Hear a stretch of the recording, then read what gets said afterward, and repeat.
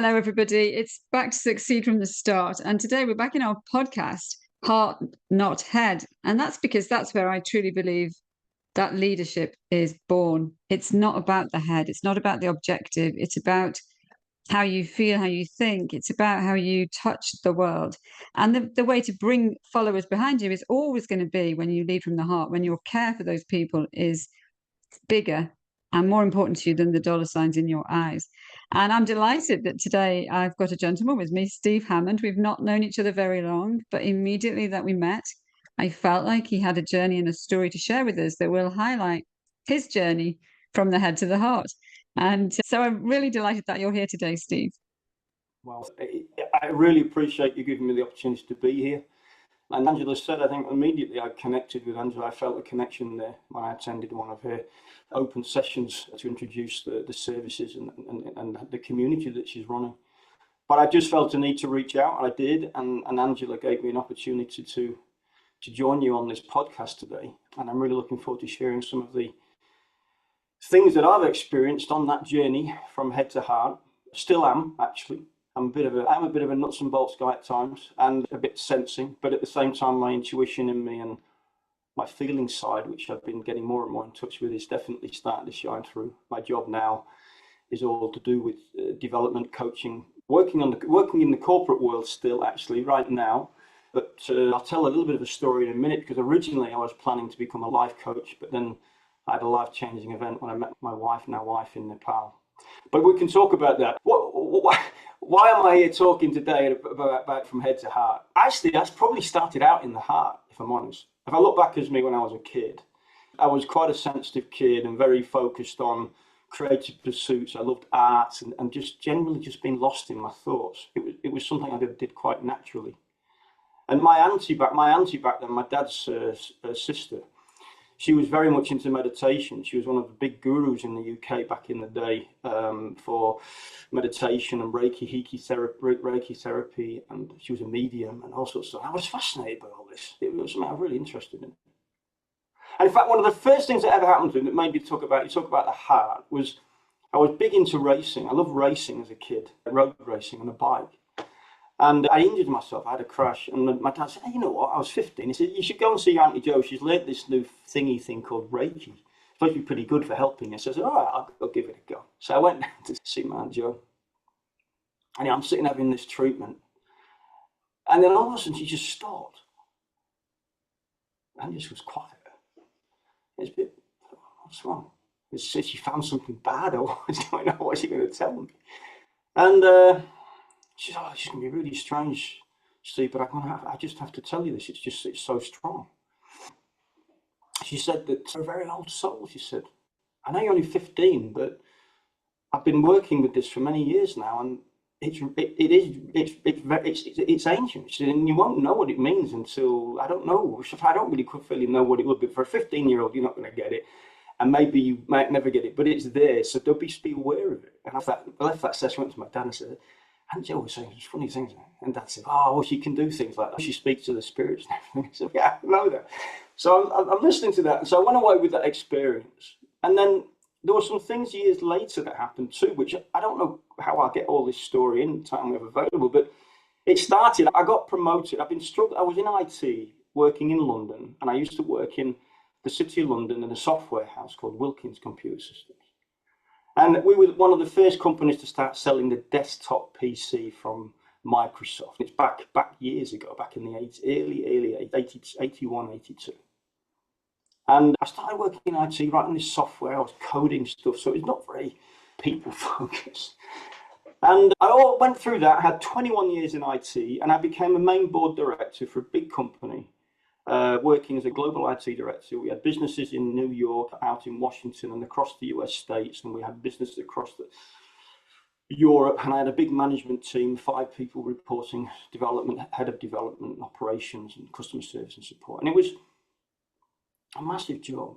But the thing that was funny was I'd been working 38 years to get that job, and I finally got that job, and I was really chuffed. And I had someone I was talking to, some friend I had in the office, and I said, "This is ridiculous. I've been working so hard for this, but rather than being totally elated, and I am, I just feel a little exhausted, and I feel like I've been doing on this journey, climbing this mountain to get there.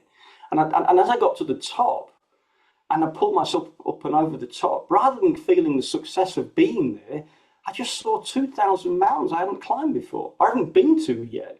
They're just waiting for me to get to.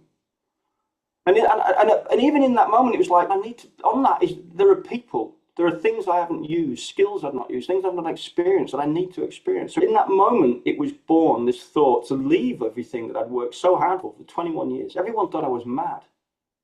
They said, you'll come back with your tail between your legs. You can't do this. You've been waiting your whole life to get to this level. Anyway, within 2 years, I was packed up, projects finished, £2.5–3 million project done, implemented, recruited, and I'm sitting on a plane. I'm going to Africa, and I'm going to climb Kilimanjaro and Mount Kenya. How did you feel sitting on that plane? I just felt I didn't feel like I'd made the wrong decision. It felt it was so funny. I'm sitting there just feeling calm and relaxed, and wow, what's out there waiting for me now? I know that I know, and when you make decisions like that, it doesn't come without a cost, emotional cost, and both for you but for other people. It doesn't come free of charge. And I know that the lady I was with then, it was very difficult, and I just wanted just to go traveling for, let's take 2 years out in life. 2 years is nothing, and let's just go do it and experience life and feel it. But of course, things don't work out. So it comes at a cost, and you say, how did I feel? I felt relaxed, but if I'm totally honest, of course, there's a lot of fear there, but wasn't there. It was just like, it's done, and I've packed it all away. And all I could remember was my brother was helping me out. My brother was down there, and I just had everything ready that I needed to take in one rucksack for 2 years. I got these couple of other bags that I'd packed, which were going to take me on expeditions across the Antarctic or take me on expeditions to climb Aconcagua. And I packed these bags up in advance and sent them out ahead of me, and that was done by the companies that I was going with. So that was done. But I had this one rucksack, and I had this stuff all over the bed, and I'm thinking, how the hell am I going to get it in? And then I'm sitting on the plane, and it was like, I just had that picture. I was like, oh, I finished, I can just relax. So I arrived in Nairobi. I was early, ahead of everyone else I was going to be climbing with. And then the journey just started. I just started meeting people. Everyone I met just had their minds open.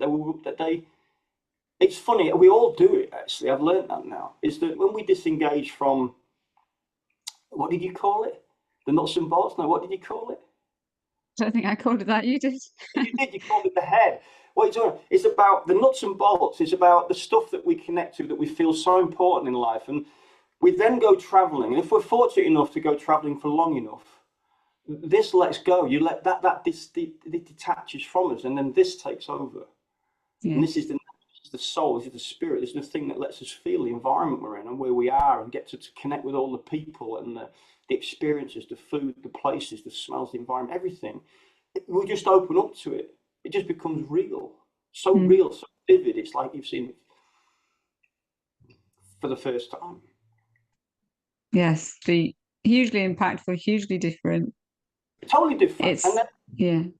It's totally different. And even now you can see it, you can feel it in me now. It was 21 years ago now that I did that, made that shift. And yet the emotions and feelings I have then are just as strong, because they're just as fresh today as they were then. But I'm meeting people. I mean, I'm in this bar, in this hotel, and there's this woman sat across me, across the bar, a local lady. She was actually working the bar. She was a prostitute, right? And she was looking at me across the bar, and she was doing all the smiles, and she was really going over the top. And I'm thinking, oh, I felt a bit awkward, but I thought, you know what? I'm going to go and talk to this lady. I want to find out who she is, where she's from.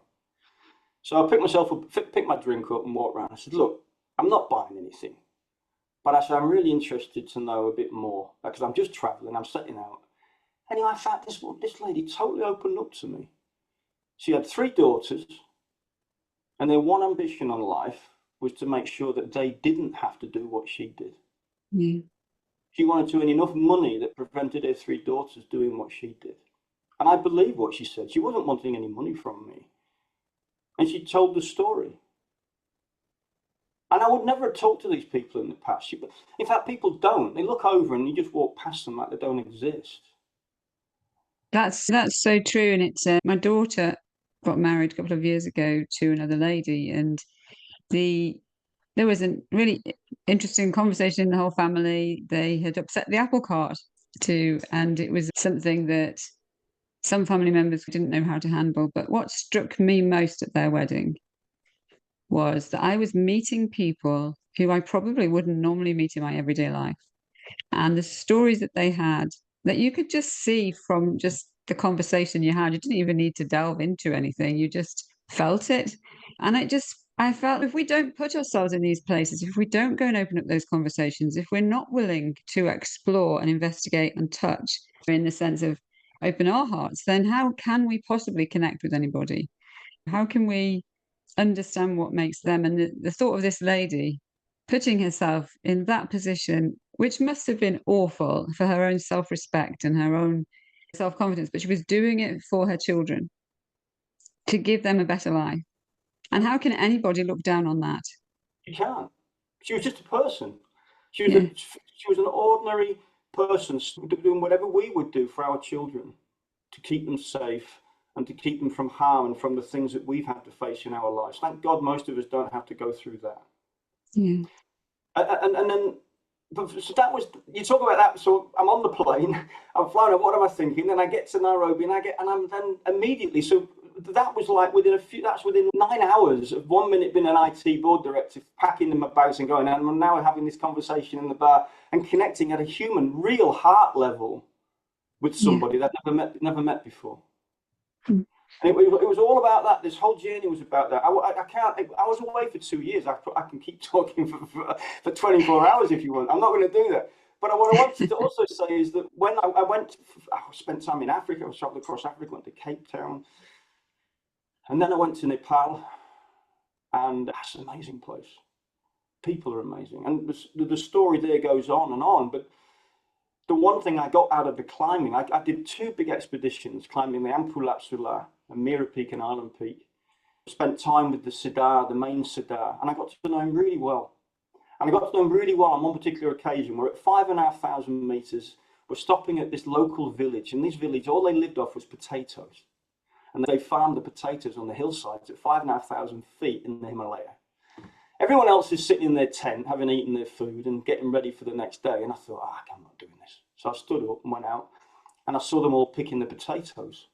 So I went over to the farmers and said, can I give a hand? So I started helping them picking all these potatoes, putting them into the bags and all that. I tell you, it was hard work because at altitude, I was still adjusting, but it was good to do it. And we didn't speak a word of English to it. We didn't speak the same language, but we communicated. Anyway, it finished doing the work and they said, come.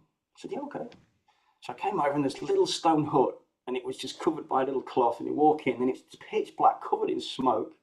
And they just had these big hands of potatoes and they were just throwing them onto the charcoals on the fire and just letting them bake on the fire. So it was burning, it was smelling. It smelled actually really good. And then you cracked up this like bit of charcoal. You cracked it open with this local homemade whatever it was, butter, and it tasted amazing. And then they said, come on, try some homemade liquor called chang. And it was like white porridge actually, but it was alcoholic drink. And I was drinking it. It was strong as hell. Anyway, the next thing I know is the Siddar comes in, who's been the guy that's leading the expedition. Says, I wonder what you've been. I said, great, cool, you can help me. You can translate everything for me. So he sat down, and 3 hours later, we left together out this thing. And I got out. I came to stand and get outside the thing, and couldn't stand up. This chang was so strong. But these people were so friendly. When I got up in the morning, they came to say goodbye, and they brought their families and everything. But that was just because you took time to talk to these people. And no one else did. No one else spoke to them. They just passed through as these travelers, but didn't engage with the people they were with. So I spent the entire 2 years doing that, really. Just connecting, finding out things about people, understanding where people come from, getting myself in some pretty sticky situations at times, but always getting through them with people. You've got to open your heart to people. You've got to let them see you. And if they see you, the amazing thing is they give you so much back. Yeah. In India, it blew me away totally as well. It's raw in India. It's raw. If you travel with the locals, it's raw. If you don't travel with the top sort of castes, the 1 and the 2 caste, if you move down into the areas of the 3 and the 4, and you're not even allowed to be with the level 5 caste or whatever, they won't take you there. I'd flown into Calcutta, and I've come out of the airport, and I'm trying to find some local transport, and there's a cloth on the floor covering something, and it turns out to be an old man, and he's died on the street. And there's this camera crew there. So I go over to the camera crew and I say, "What are you filming? What are you filming?" And they said, "It's because he's the lowest caste. No one will take him away unless his people come pick him up." This was in 2003. Yeah. 2003, right? So India's raw. Like all these countries are, if you get to know them. And after that experience. I climbed onto a train to go to Varanasi. That's an amazing city. That's where all of the religions come together, whether it be Hindus or Buddhism or Christianity. They're all in this one city. It's the one city that's actually got everything. But Buddha is supposed to have been there and done his noble truths. All of the great leaders in some time have gone through Varanasi, according to the stories. So it's full of history. And I'm on this train going there, and it derails. But I'm actually I'm not on a passenger train. I'm on a local train, and it's got like bunk beds 6 high, and I'm traveling with Hindu priests and people and it's crazy. We have to all get off this thing and walk for hours through the fields and get to this little town, and there's no one. There's just this one white, just me, and all these locals.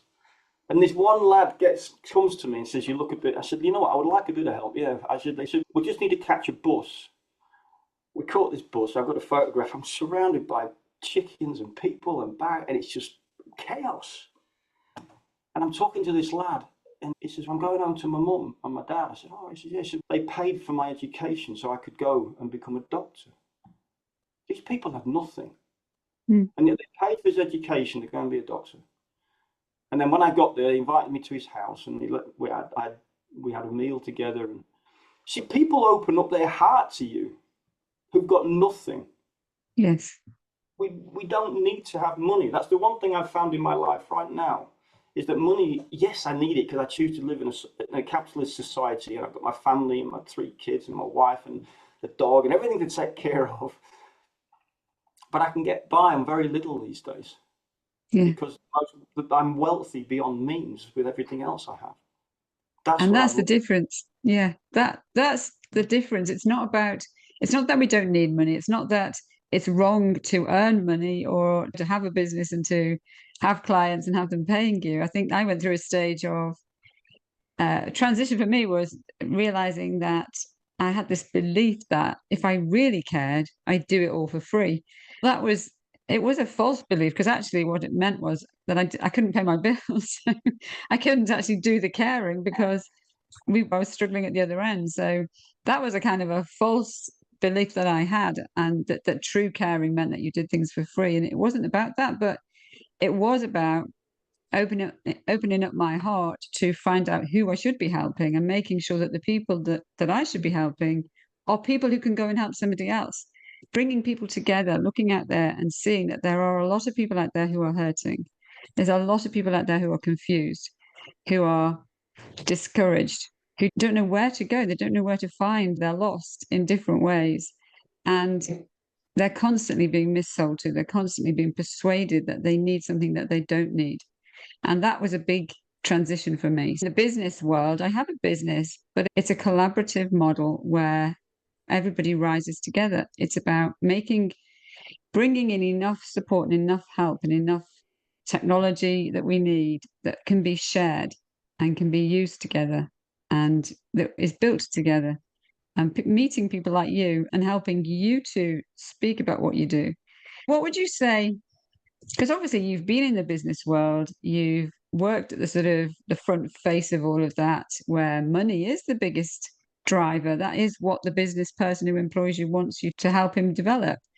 What's the difference for you in how you feel about yourself between when you were in that situation and you were driving up the mountain to get to the top of the corporate ladder, if you like, and now where you are? with your family and all the different journeys that you've been on and the stories that you've told me. How does it feel? Could you compare it at all? Yeah, you know what? When I first came to Denmark, I didn't have a job, and Regan, my wife now, I came over. She tried to live in England for a while. She got very homesick, so we came here. And while I was trying to sort myself out, I never cracked the language. I'm working hard, but I'm still not cracked it. I thought, what can I do? And I started working with a head teacher at a school in a place called Vorsmose, and it was for refugees who were coming into the country, about giving them purpose and giving them meaning and giving them something to live for now that they were here, having gone through the horrendous situations they'd been in to get here. And that was an amazing journey for them, for me, sorry, but helping them to come to terms with where they were. And I think that's the thing that's different now to then is that I understand more about the journey. So one of the things I did with these people, I said, look, what I want you to do with the children, I want you to start to understand the philosophy of exploration. So you tell me what's the difference between now and then. What I'm actually going to tell you is it's not that different as long as we understand the philosophy of exploration. And what I said to them was, look, find something you've never seen, you've never found out before. Go talk to people you know. Find out if they were on a holiday one time and they found a stone and they put it in a drawer and it reminds them of that time. And what is it about that time? What feelings, what emotions do they have? And then I want you to come and tell those stories to us in the school when you're all back. So 20 children would come back and tell this. It blew me away. And what I did to them to show you what I said to you, I said, look, guys, I presented a journey where I'd been to the Antarctic and I'd climbed mountains in the Antarctic, mountains that had never been climbed before. And on this expedition ship with a guy, one of the first Australian to climb Everest was our guy. And this was great. I said, that's what we think of exploration, isn't it? That's where we are. We think it's something crazy like that. And I said, it's not. It's what you've just told me. It's that stone, it's that story, it's that memory that we never knew about that meant so much to the people around us, to people we've been known for years. So when you say how different is it, it's no different. I just realized that I wasn't exploring my environment the way I should be. I wasn't open to what I'd learned and where I'd been before I took the big step to do what I think was exploration. But I've been exploring my entire life until that moment. Do you understand me? I mean, when I try and answer that question, that's what it means. When I was on the truck in Africa and we'd been in Namibia, we got dropped off for 3 days in the desert. We had to live for 3 days. It wasn't hard, but it was extreme, very cool thing to do. And I would go running into the desert. And when I was running, I would find stones, these crystals, these quartz crystals. They were orange, they were blue, they were purple, there were many colors in them. But what was really weird was every time I started collecting them, and each one of these stones I used to think, hang on, this one represents Susie, or this one represents so-and-so, and there were 6 people I'd travelled with, and then I found a stone for each of them, and it meant something. For some reason, it connected with them. So at the end of the journey, when we got to Cape Town, we were all sitting down saying goodbye, and I said, this is going to be crazy, but I got these stones for you. And each one I went around and said, look, this stone is for you because you see the colour, you see the way it radiates. That's you because it represents someone. And then I said something which is linked to what I've just told you. I said, you'll take that home and we'll hold them and we'll remember those. But the thing doesn't matter. The very nature of that stone is irrelevant. The physical nature of it. The story it represents is permanently ingrained in you. It's part of your event history and our shared event history. You never lose it. And that particular epiphany, that moment helped me so much, particularly with my mum and dad. They both died during COVID, not with COVID, but I couldn't be at their funerals. Neither could none of it. My brother and I both live away. My brother's in Switzerland, I'm here. And we couldn't be there. And you talk about that. Let's say my mum and dad are the stone, and I wanted to reach out and hold my dad's and my mum's hand and whatever. And I couldn't do that. It was all online. In fact, I had to say goodbye to my dad online. He had cancer. My mum passed away through dementia. I didn't even get to speak to her before she left. But I do know she said something that cut me and my brother hard. When she gained a moment of consciousness, she just said, where are the boys? And we were not there. Mm. When you think about that, you could feel so much pain and hurt because You didn't have that moment. That you didn't get to grasp the stone and say farewell, but it didn't matter because everything that had any value in our life was already within me and within my brother. Everything we had shared with them over the years was still so fresh and alive in our minds. It didn't matter that I had nothing that I could represent or say that final farewell. It didn't matter because we'd been together so many times. It was so ingrained in us. And when you say to me, what's the difference?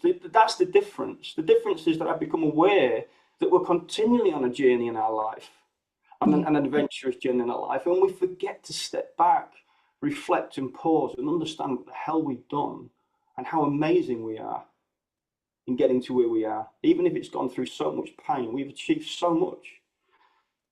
So you can look at it and think, wow, before was this and this is now. But do you understand? Just that answer the question. Do you try? It's a bit convoluted answer, but I think so. What for me, what you're sharing is very.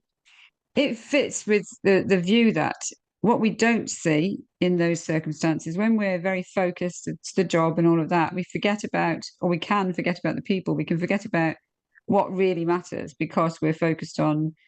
We're following other strategies. We're following. It's not that we're doing something wrong. It's not a terrible thing that somebody's doing, but life is passing them by.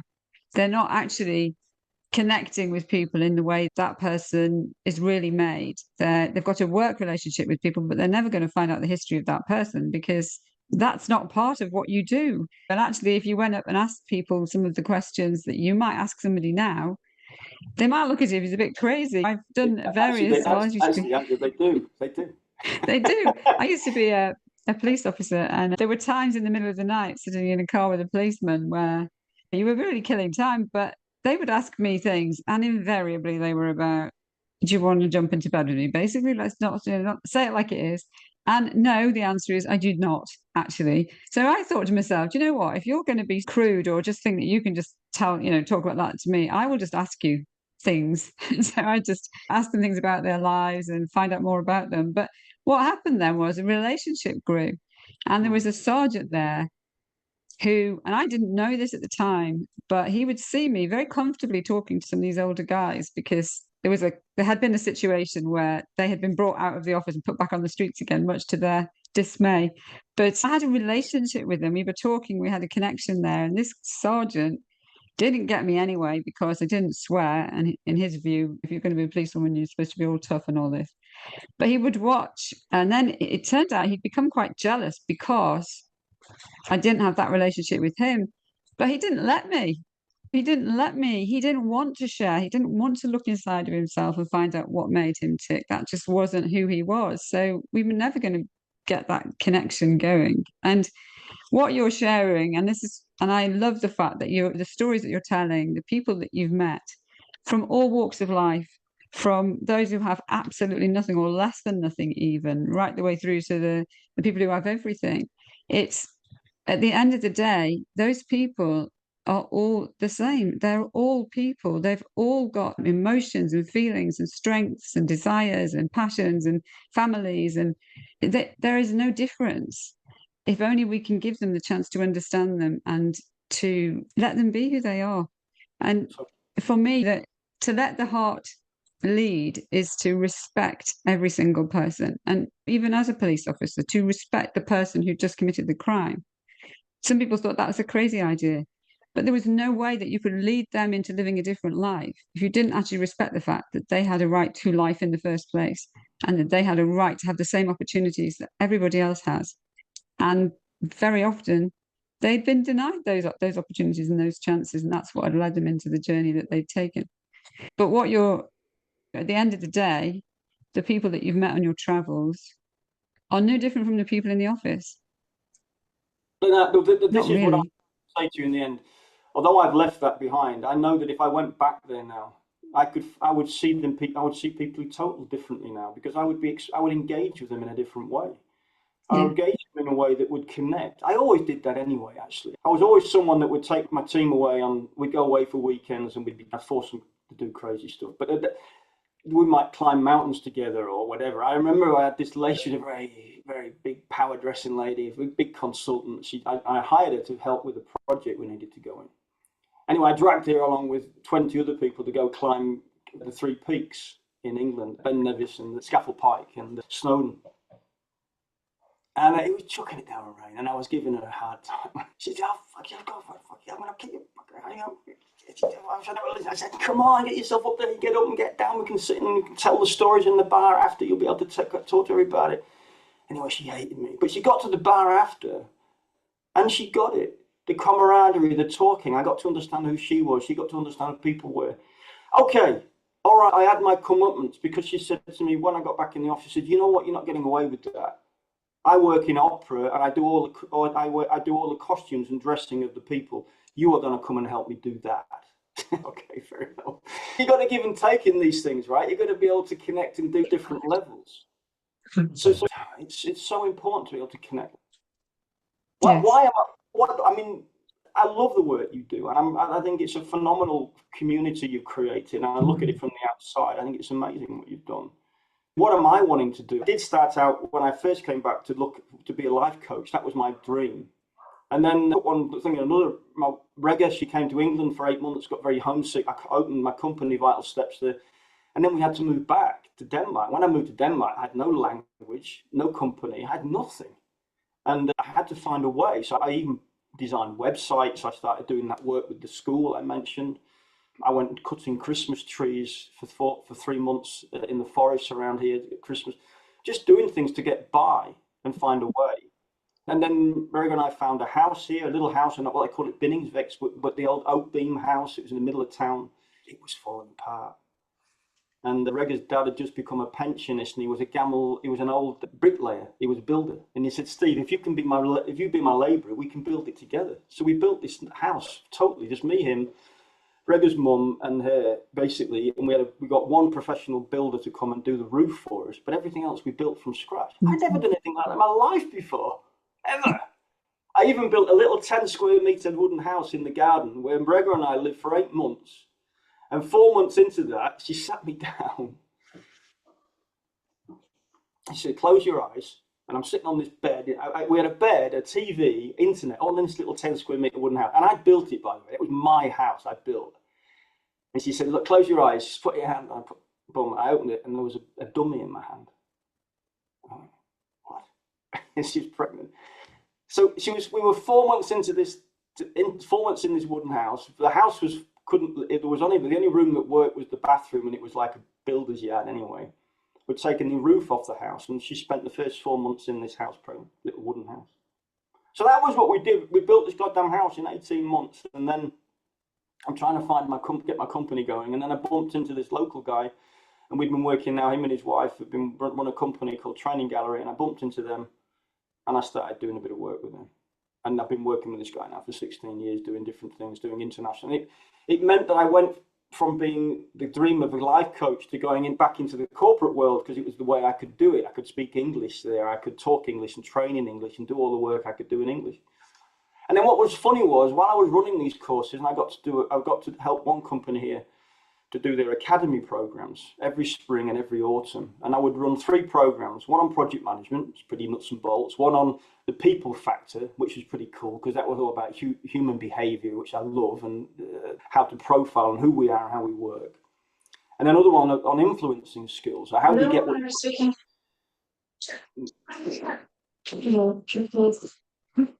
Somebody, yeah. Sorry, say that last little bit again. And then we had the other one, which was influencer skills when you don't have any authority. So I was running these programs. So I went from wanting to be a life coach to running these corporate programs. And I was also doing a lot of team development work with businesses where I'd work with a leader and 12 or so team members. And some of these programs with these teams were lasting 3 years. I'd go in 3 times a year and then do follow-up sessions and things. So it was really good work. But the one thing that stood out for most for me was all in the evaluations, people would say, "I came on a course of project management, and yet I walked away on a course about self-development. How did you do that?" I said, "I don't really know, actually. What did you take away from it?" Because I'm not setting out to do it, but it's the way I work. It's the way I approach things. It's the way I deliver things now. I look at the people. I feel the room. And the thing that amazed me was they would come and say, "Steve, when you said that, I said that, where did that come from?" I said, "Well, I don't really know. I don't know. What did I say? What did I say? Well, you said this and that." And then I started to coach. When I was coaching these executives and people, I was saying, can we record? When you summarize at the end of a session and you put your thoughts, and can we record that? So yeah, fine. And because I said, obviously your decision is to take note of it, whatever you want. I'm not telling you, this is just, but you can record it. I said, would you mind sharing it with me? And they shared it with me. And I used to listen to stuff that I'd said, and I'm thinking, that's actually pretty good. Where did that come from? And then I just realized that some of the stuff I was saying actually was good, and I needed to capture it. So I've started capturing it more and more on walk and talks. When I take little Ellie, our little dog, little Kane, we go out, I record my walk and talks about the heart, things that I'm thinking about, emotional intelligence, about psychological safety, what it takes to get that as a person, as a leader. And I've started getting these models in my head that go, look, if we start off at the very top of the pyramid, we go, okay, we've got revenue, we've got profit, and we've got reinvestment. So you need revenue to generate your profit, and your profit lets you reinvest. Okay, that's fair enough. But what are those three things dependent on? People. And people are an asset in a company, but they're a dual asset because they protect every other asset within it, whether it be sales, purchasing, whatever, production. They are everything. And what's the one thing that enables people to deliver is connection. So if you take the profit line, the revenue, you take the profit and the reinvestment, underneath that you've got the functions, distribution, sales, marketing, product production, R&D. All of those things have people in it, and everyone in those functions need to connect. And what does connection, if you can only connect if you have one thing, and what's that? Trust. If you don't have trust, you have no connection, and therefore you have nothing. And where does trust come from? Emotional intelligence, creating psychological safety. So fundamentally, if you don't have psychological safety, if you don't understand the heart and how to connect with your fellow human, if you go all the way up to the pyramid, the connections don't work in the functions, so sales don't work as well as they should, production is not working as well as it should. You're not generating the revenue you should, the profits no, they don't reinvest. So if people want hard-nosed, if people want to bloody get hard-nosed about this, we talked about the head and then this heart, that model that I'm just working my way through right now and I'm trying to figure out how to deliver shows you that actually it always starts at the heart, because psychological safety is the one thing that builds trust. And without trust, we have no connection. And if we don't have connection, businesses can't succeed. Okay, you know what? Someone will say to me, yes, they can. I say, how? I say, okay, the story is like this. They say to me, the story is like this. So these people, these companies bring graduates in, high flyers, they burn them until they're worth nothing and then dump them and then bring in some more. They make a shed load of money, right? But they create so much collateral damage, and ultimately that company becomes toxic. And the one thing that's going to start biting these businesses is the new generational norm that's out there now, which is that people demand psychological and emotional safety. They want people to see them and take care of them. That's my personal mission now. That's what I want to try and bring to corporate world. But at the same time, I also want to help with I want to help individuals the same way as you do to find their own inner self and to really develop themselves as an individual and find their path. That's something I want to do for people. Where am I with that journey? I'm at the beginning, I think. I feel I'm right at the beginning. You might be at the beginning, but you're a lot further into your journey. Your beginning is a lot further on than some other people's beginning. Everything that you've shared there, you've literally shared the structure of your program. And it touches me because I've been part of those companies, I've been part of those places where people are not at the heart of the business, or the heart is not at the heart of the business. And it makes me so sad. And I watch it and I see it across the country. I see the way the country's run. I see the things that people are complaining about, the things that people are struggling with. And it all boils down to the fact that the heart isn't there, that connection. When you talked about people recording what you said and you listened back to it and you heard the value in what you said, that only becomes when you start listening to your heart, when you start taking the instinctive part of you, the part of you that makes you who you really are, and you will allow it to flow out, which is exactly what you were doing. And for me, the children used to laugh at me, particularly my daughter, and she'd say, Mum, where did that come from? She'd hear me talking to some person I've never met before, and she'd say, how did you know what that to say? And it would just, because I listened to my heart. My heart will tell me what to say. It will lead me as long as I allow it to. But I have to, that can cause knocks. It can cause, you have to take those knocks and you have to learn from them. And there's been things, when you talked about your parents, I've lost two siblings. And when my brother died, it felt like the floor had fallen out at the bottom of my life. It felt like this was the guy who'd been my hero, who'd cared for me, looked after me, was a lot older than me.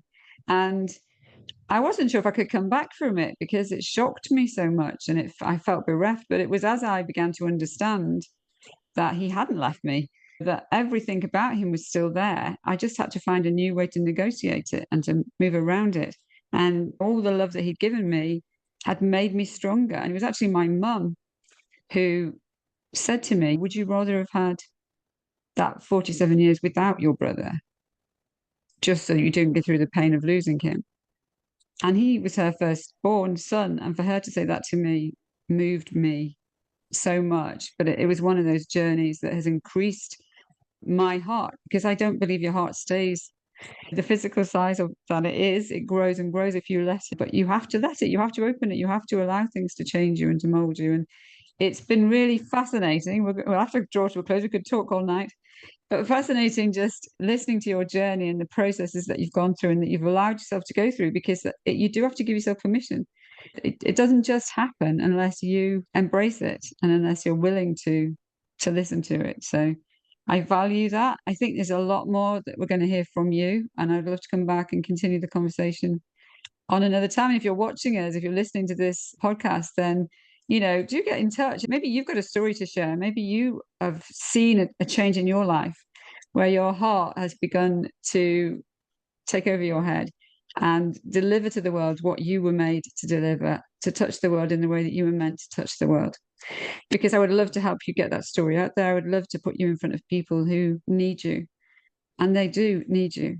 There's a lot of pain in this world, and they need people to walk alongside and to support and help and to allow them to grow. So it's been lovely talking to you again, Steve. And I would love, as I say, to bring you back at some point and continue this journey. I'd love to come back, but I must say thank you for just giving me this initial opportunity. I really appreciate it. Thank you very much. You're very welcome.